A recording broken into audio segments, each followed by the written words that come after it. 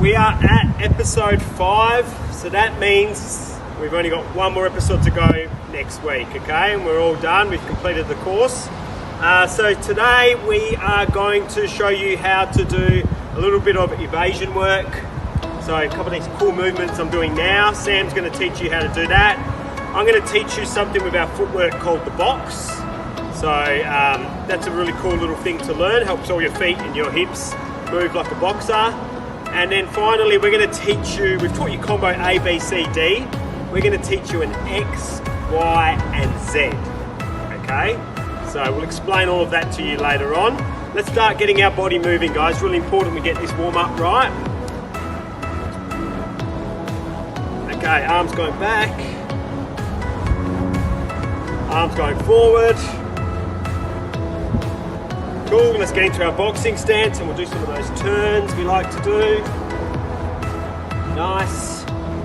Okay, we can start throwing some jabs now, keeping our right hand up. We can start throwing our crosses, moving our hips, moving our feet. Let's go 3 jabs, 3 crosses. Cool, couple of steps forward, couple of steps backwards. Let's do back into our stance, do some more twists with our hands out wide this time. And finally, bit of crossbody work.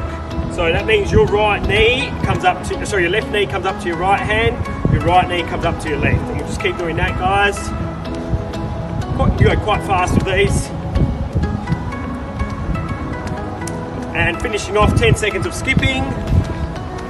I'll count you down. 6, 5, 4, 3, 2, 1. Let's get into the episode. I'm going to teach you a box footwork, okay? So that means pretty much we're going to do some steps forward, steps across, steps backwards, steps across, and we should end up in the same position, okay? So we should do a nice box and end up where we started, okay? First things first, get in your stance. Hands are up always when you're doing your footwork, so you're always guarded. Now, if I'm going forward, my forward leg moves first. So in a strong stance, right-handed stance like this, that's my left leg. So I'm going to go forward, forward foot moves first, 2 steps. Now if I'm going towards the right, my right foot moves first. Cool. Now if I'm going backwards 2 steps, my back foot moves first. And finally, if I'm going left, my left foot moves first. And look at that, we're in basically the same position, okay? So the reason why that footwork's so crucial, guys, when you finish a step, you should always finish in your stance, ready to do anything you need to do, okay? It's really, really important. So one more time, let's draw a box. 2 steps forward, I'm going right, so which foot should move first? My right. I'm going backwards, which foot should move first? Back one. And then I need to go left, which foot should move next? Beautiful, practice that one, guys. So this week, I'm going to introduce to you Evasion Defense, which is basically making your opponent miss their punch. So if someone's going to punch you, you can evade it, make them miss it, and they lose a lot of energy by missing it. At the end result, during a round of boxing, they're going to get tired. Last week, I introduced you blocking. Blocking, you're catching, basically you're catching the jab, you're deflecting the cross, and you're covering the hooks. Alright, I'll just quickly introduce you to that again. So with a jab, you want to catch it. So that's a punch number 1, is also called a jab. Punch number 2 is called the cross, and you're deflecting it. And then you're going to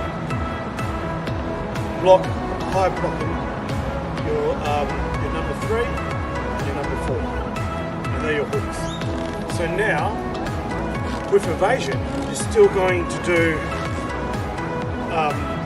you're going to evade number 1, 2, but we're evading a number 1 is what we call your straight punches are your 1 and 2. So your straight punches are your 1 and 2. And you want to evade those by using slips. And how to use a slip, you want to evade a straight punch by going on the outside of the punch. So So example, someone throws a jab to me, I'm going to evade outside, right? And someone's going to throw a cross to me, I'm going to evade on the outside of the cross. And so they're your straight punches, so you're using slips, and these are what we call slips. So I'm evading a jab, bang. Evading a slip, bang. And I'm also using a step as well. I'm also using my footwork as well. This is called a drop step. Drop step. So it just makes it easier. Yeah? It takes your head out of the firing line. So this is in the middle. If your head's in the firing line, you want to get it out of that firing line. So you use a drop step and a slip. Drop step and a slip. The other evasion moves for your number 3 and number 4 are what we call rolls. And the roll is like this. So if I'm going to evade a lead hook or a number 3, I'm going to be going like this. Right? And if I'm going to evade a number 4 or a back hook, I'm going to evade like that. And it's basically, as you can see, I'm actually just doing a U with my head, like the letter U. Okay. See? And it comes back. Actually, it's a circle. Let's say it's a 0. Letter O. There you go. And another letter O. And the thing is with a roll, it's quite tricky, but like you want to sort of like go towards the, go into the punch and then go away from it. So you go bang. That's evading the rear hook, and that's evading the back hook. Let me demonstrate this better with George, and he's got what we call pool noodles.